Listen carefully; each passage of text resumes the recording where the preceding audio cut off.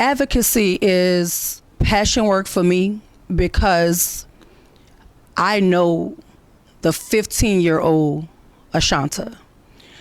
I know what I was craving at that time that I didn't feel like I was getting.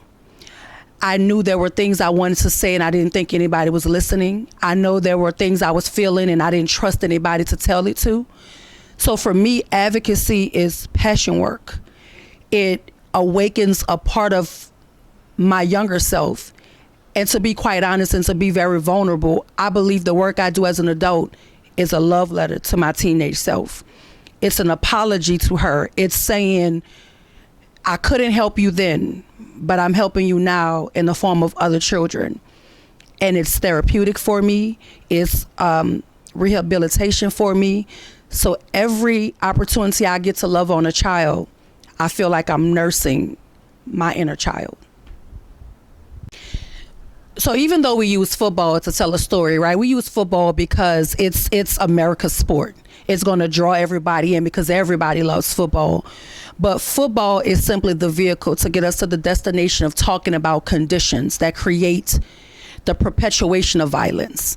And so when you think about poverty, when you think about a lack of emotional support, a lack of care, a lack of hope, a lack of a stable school system, a lack of a quality of living, anywhere you see that sort of degradation, you're going to see an uprising in criminal activity. Those are not opinions, those are facts. And so Algiers America as a title resonated with us because we understood that our problems were not exclusive to our neighborhoods. And so even though football is the vehicle by which we're trying to get somewhere, the place we're trying to get is to say children deserve redemption, communities deserve to hope, and equity is something that should be afforded to everyone without having to die to get it. And right now our children are dying for equity. They're dying to be seen. They're dying to be heard. They're dying to be listened to, right? And to be understood. And so for me, I'm very passionate about this project because I'm also an athlete. I love sports. And so even if I were not a part of this project, I would watch it because I love sports and I love children. And the documentary has both of the things that I love and I hold dear because sports saved my life. And I understand how to use sports to get to a destination. And that's what this film is doing. We're talking about football, but what we're actually doing is taking the mirror and putting it up into the faces of everybody who's in a decision-making position to say, look at us. We matter. We want you to care. And if you want to stop a lot of what is going on with us, love us, show us.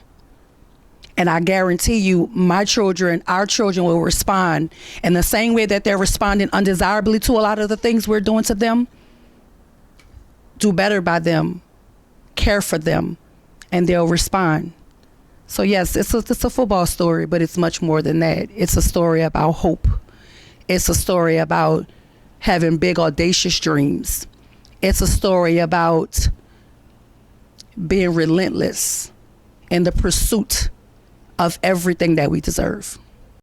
So when we talk about Algiers America, right, we're really talking about the city of New Orleans. You know, New Orleans, Algiers is a community in the city of New Orleans, right?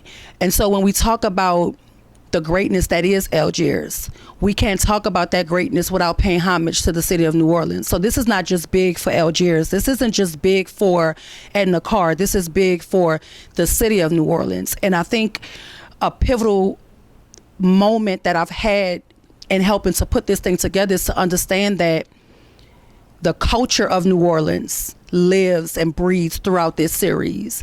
And if nothing else, it tells the people of New Orleans that they're valuable. You can't replicate what is happening in New Orleans. You can't replicate the food. You can't replicate the feeling. You can't replicate the people. There's but one city of New Orleans. And everybody comes here to see that beauty, and now we get to project that beauty to the world through this series, right? So Algiers America, in my opinion, is a love letter to New Orleans. It's to say, you are me, I am you, this is us, and we've arrived.